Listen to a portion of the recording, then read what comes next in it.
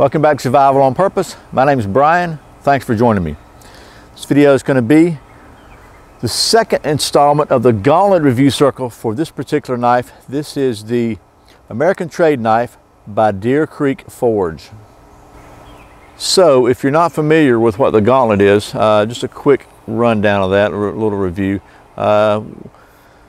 It's a review circle with about 10 to 12, depending upon what day of the week it is, I think, 10 or 12 YouTube channels that the premise is we're going to take one piece of gear and pass it from channel to channel and give you there's a couple of reasons for doing that. The first reason is nobody keeps the gear, so there's no bias or anything like that. You know, there's no even unconscious bias, because you know, if I don't give this thing a good review, they're not going to send me more stuff or whatever.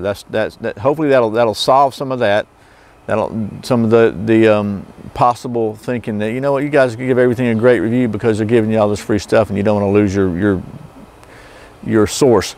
Well, Chris with Preparedmind101 came up with this idea to try to alleviate that concern. I think it's a great idea. Some of these knives will be given away, or some of the gear actually will be given away at the end of the circle. Some of it will go back to the manufacturer.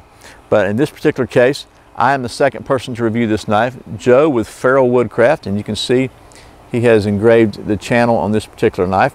The maker actually suggested, he sent a little engraver. We're all going to put our channel names on this one, and it may or may not be given away. I'm not the person to make that decision, but just follow this thing and maybe you'll get a chance to win it. So again, Joe with Feral Woodcraft did the first one. I'm doing the second one.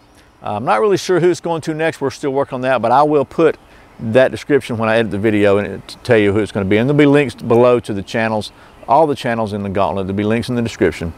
And so anyway, hopefully that's enough beating a dead horse about the Gauntlet Review Circle. So let's go ahead and take a look at this knife. Okay, once again, this is the American Trade Knife by Deer Creek Forge. This knife features a 5 3/8 inch blade of 1095 carbon steel, about a 4.5 inch handle, which in this case is burnt hickory. It's also available in walnut, with a 10 inch overall length.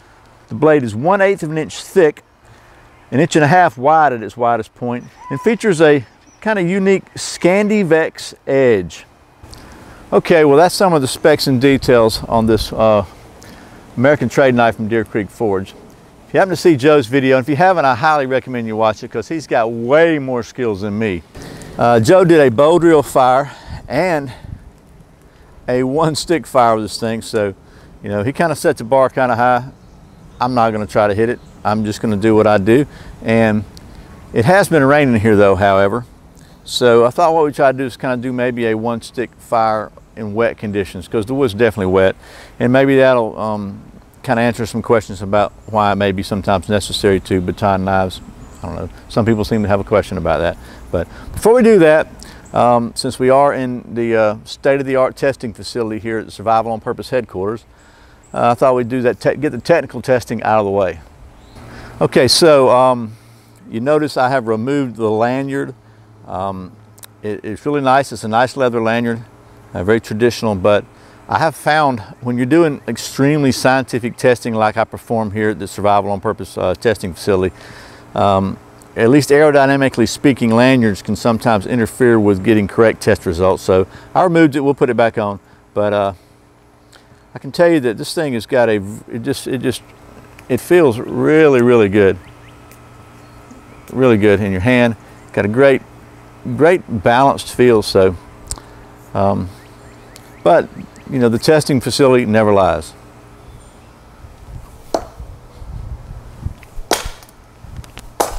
So I think maybe a little additional calibration is called for. Okay, there is no doubt in my mind that the knife maker, if he watches this, is going to be cringing when he sees that scientific portion, the scientific testing portion of the video, because sometimes the testing apparatus does require a little calibration, and as you saw, this one was not properly calibrated the first time, and anyway, but actually the knife held up pretty well. You can see no cracks or breaks, so we'll call that one a pass on the balance test.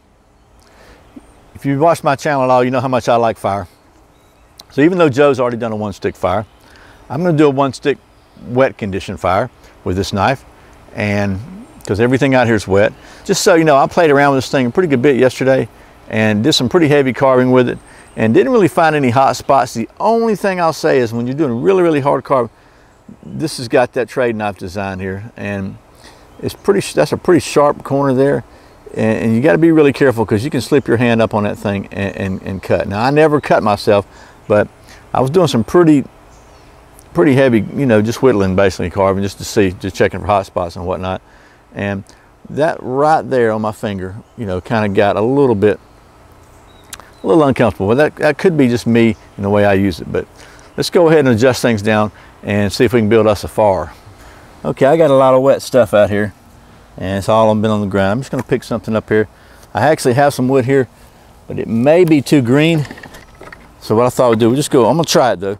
Take this and chop this, because I know this is dead, but it's almost rotten dead. So I would take and maybe baton through this and see if it's dry enough to burn. If not, then you'll get to see me fail.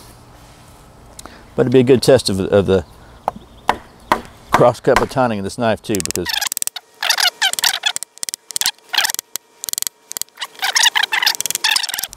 you know what? We're going to do this.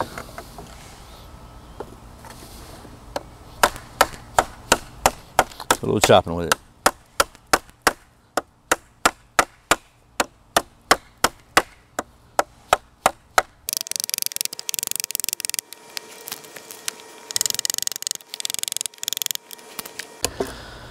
Okay, so that was probably not the best use of the knife.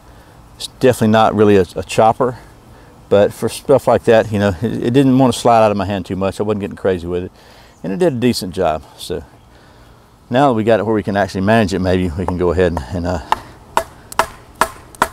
try to chop this. This is some pretty hard wood. I don't really know what kind of wood it is.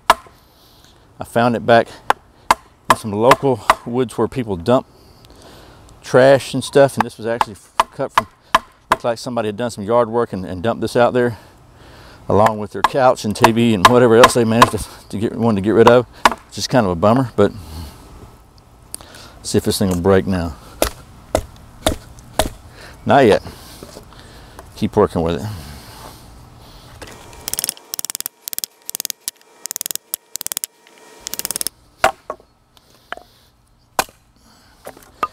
Okay, so pretty decent there. Go ahead and try to split this down. Now, you notice there's some knots here, so I have not, by the way, retouched this blade at all. It's just exactly like what Joe sent to me after his use and did not sharpen it. So it's not razor sharp, but I want to just see how well it holds up after some use without some sharpening. So I haven't done anything to it.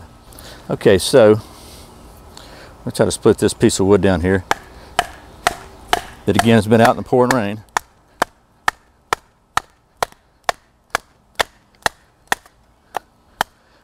Okay, pretty good out there. So the knot was not much of a problem. It kind of worked around it.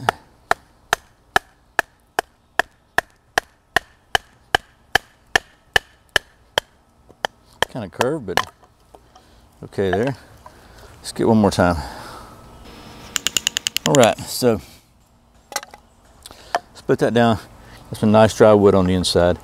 Let's see if we can get a feather stick going out of this. Again, just to be sure, I have not, there's a little slug. I have not retouched this blade at all.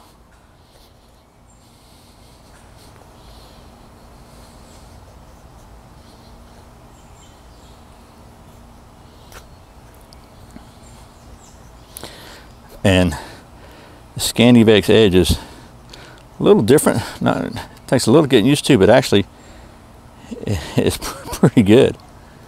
I'm not a big fan of convex edges for just, you know, from knives. Just me personally, I'm not. But this is even after no retouching or whatever, it's still got enough. It doesn't really require a lot of effort or a lot to control it. You know, so I've got a little knot right here, and that's messing me up. But let's see if we can get rid of it. Okay.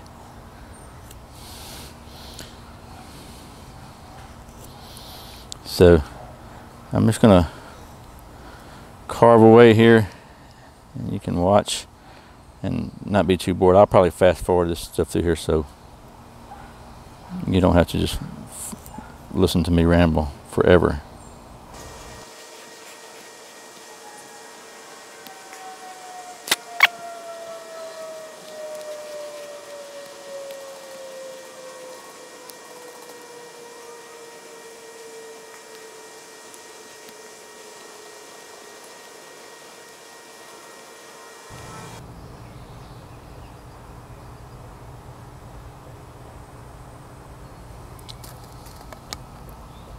Okay, so let's put this other one down a little bit more, get a couple of fine things going, and we'll see if we can get us a fire.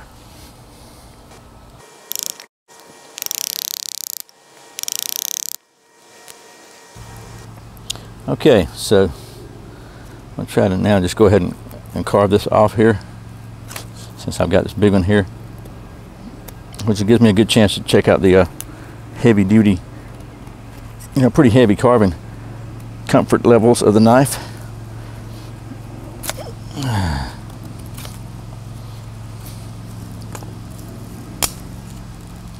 Okay, so maybe those will get us started. Go ahead and chop up some of this other stuff here.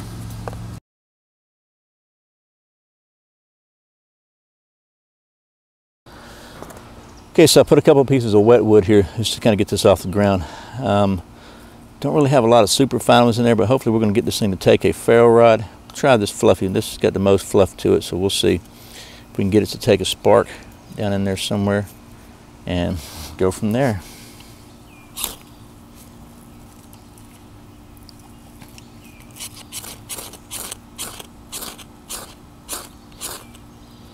Like I said, this may have been semi-green wood.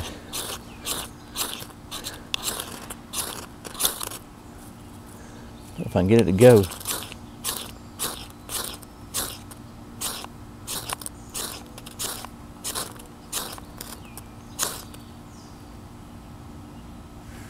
I think she's going now.